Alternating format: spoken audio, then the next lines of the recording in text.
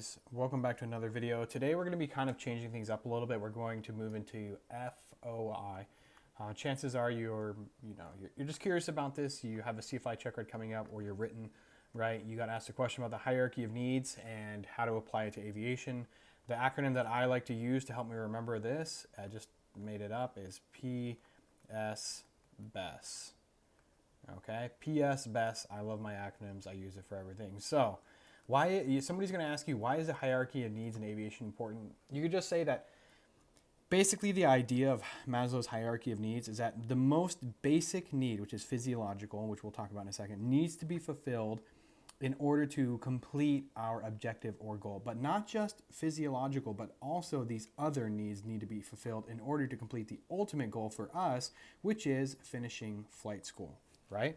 And now that's not to say that all of these needs are going to constantly be fulfilled for you at all points in time. That's not possible. If there's anything I've learned about flight school, it's that balance is very difficult to obtain, right? You're going to sacrifice your physiological needs in order to get this flight done, which is not necessarily the best thing to do, but sometimes, let's be honest, that's what has to happen. Sometimes that's what happens, right? That's just the name of the game, all right? I'm not telling you to bust your I'm safe checklist, so don't start thinking about that.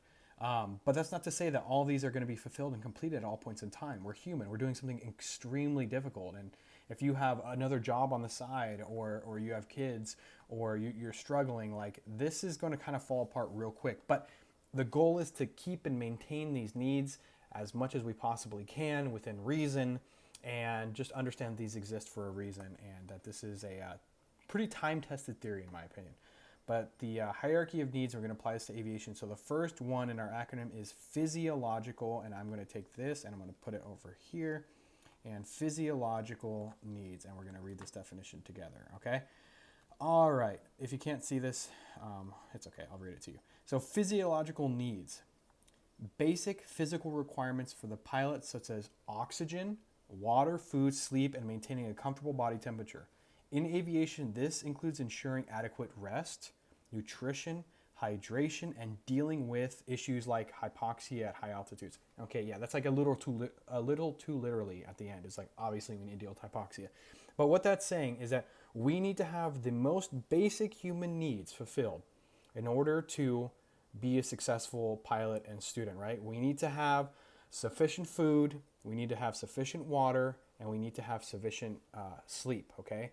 And you could start going into being not stressed out, right? So not having high amounts of chronic stress, right? You're rested, you're not stressed out, your cortisol levels aren't through the roof, right? The most basic needs are fulfilled, and these need to be filled. You need to be hydrated, you need to be fed, and obviously you need oxygen, okay? I feel like that's a pretty obvious one. And the next one is safety. Now, I've heard some people say that this was like safety and belonging, but we'll just go ahead and put safety here because it just makes a little bit more sense. But okay, we'll go ahead and shrink this here. Okay, so safety needs. Security and safety concerns. For pilots, this involves the need for a safe flying environment, proper maintenance of the aircraft, reliable weather information, and adherence to safety procedures and regulations. Okay. If you are a flight student and you are flying around in an aircraft where you don't trust the mechanics, you know that they do shady work, or your weather reporting information is, wrong, or it's non-constant, or whatever, right? Your airport is poorly maintained. That's going to really put a dent in your training, because you're constantly worrying about, if you're constantly worrying about your physical safety, how are you ever going to train properly if you're literally worried about dying or becoming seriously injured? Okay, so if you're at a flight school that has good, decent maintenance, I say decent because, if you're at a smaller flight school, the maintenance is at least hopefully decent, okay? But if you're at a flight school that has good maintenance and you're in a safe flying environment, right? People are following the rules of the traffic pattern, they're following the rules of the rules and regulations, right? You have trusted CFIs. It's going to help you learn because you're not literally worried about dying the entire time. All right, B, belongingness and love needs. This gets a little bit more tricky, I've noticed, to talk about, but I can make this make sense. Okay, third up the hierarchy is belongingness and love needs. So social interactions and relationships. Pilots need a sense of belonging within their crew, support from family and friends, and positive interactions with colleagues and passengers. Okay, you're obviously not going to always have a positive interaction with colleagues and passengers, okay? Especially passengers, and especially I'd imagine as you get up there into the airlines and charter, like you're going to have some pretty shitty passengers sometimes. But for the most part, like you want to have a positive interactions with your passengers, especially your colleagues, especially your co-pilots, right? That just goes without being said.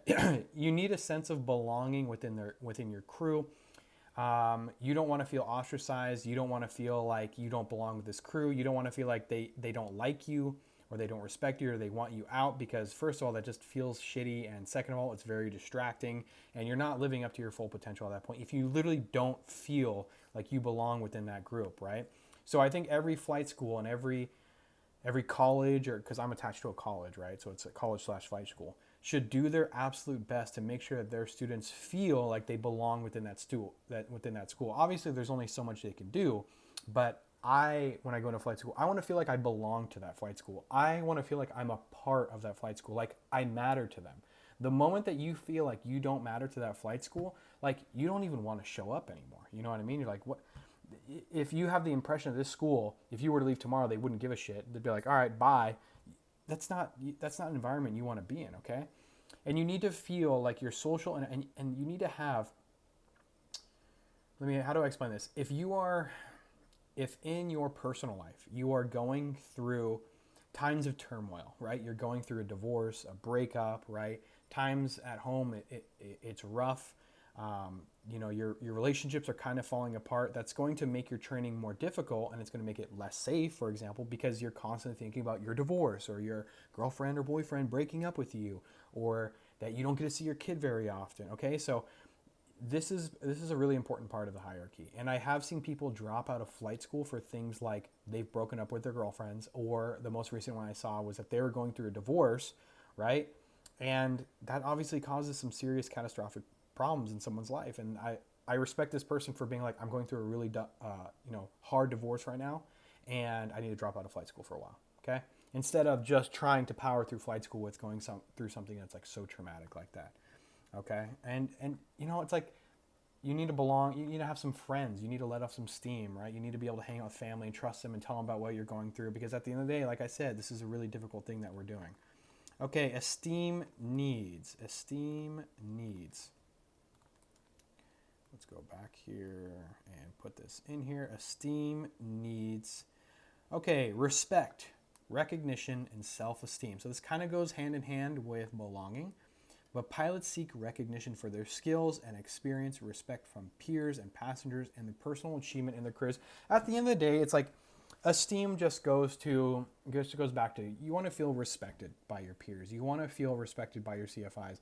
I don't think there's anything more disappointing than having a CFI who treats you like shit, who is constantly belittling you, criticizing you, offering no constructive feedback at all, and just making you feel like a dumbass, okay?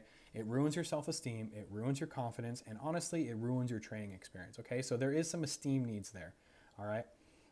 If you're in a flight school where everyone treats each other like shit, everyone's complaining about everything, nobody is interacting with each other, they kind of just all have their heads down, and everyone's just kind of there, right? That's going to have a negative impact on your training experience. And the last and the final piece of the pyramid, the hierarchy of needs, is self-actualization. Okay? Realizing personal potential and self-fulfillment. For pilots, this might mean mastering advanced flying skills, continuous learning and improvement, and achieving career goals such as becoming a captain or an instructor or whatever. So, once you have all these needs fulfilled, right, you can move to the top, and that is self-actualization. That doesn't mean you discover who you are. Oh, I am a pilot. This is what I've been. No, what it simply means is like, I have a really good vision of the future, and I have a really good idea of now what I'm doing, where I'm going, and where I've been, okay, how far I've come. At the end of the day, this is like This is like you can see into the future now. It's like you're creating reality in front of you. As you move through flight training, you can see the possibilities of becoming a captain at like SkyWest or American Airlines starting to happen. When you are a brand new student, right, your hour 1 through 50, your vision of the future is so narrow. It's so narrow because you are so focused on where you're at right now with training, which is literally just you're focused on stalls. You're not even focused on stalls. You're just focused on not spinning the aircraft or not busting altitude or whatever. You're just so caught up in the moment. But as you get further into flight training and flying becomes a little bit more easier, as you start to master the skill of aviation, you can afford the mental energy and the spiritual energy to look towards the future and to start creating that reality for yourself. That is what sex actualization, self actualization actually is. Okay, you realize where you're going. You will never be able to self actualize who you are, where you're going, where you've been, your future, if you lack the basic needs of food, water, oxygen, right? All this stuff. You will never self-actualize. Why can I not say that? Self-actualize if you don't have these basic needs fulfilled. And you can see that these all go in a relationship with one another. So pulling this back to FOI, why is this important? Because if you recognize that your student is telling you, hey, like I'm going through a divorce right now, or like I'm struggling financially at home and I can, I literally can't even eat. You're not going to sit there and babysit them and be like, dude, here's $50. Like, hopefully this helps, right? It's just not realistic in a training environment. But what this helps you understand is your student, okay? This helps you understand where they're coming from and what they need. And why not offer this? If you have valuable input or advice, why not offer it to them, right? So this is the hierarchy of needs in aviation. I wanted to specifically tie this to aviation because if you just talk about the hierarchy of needs by itself, right? It's just, you have to tie it back into aviation and FOI. All right, see ya.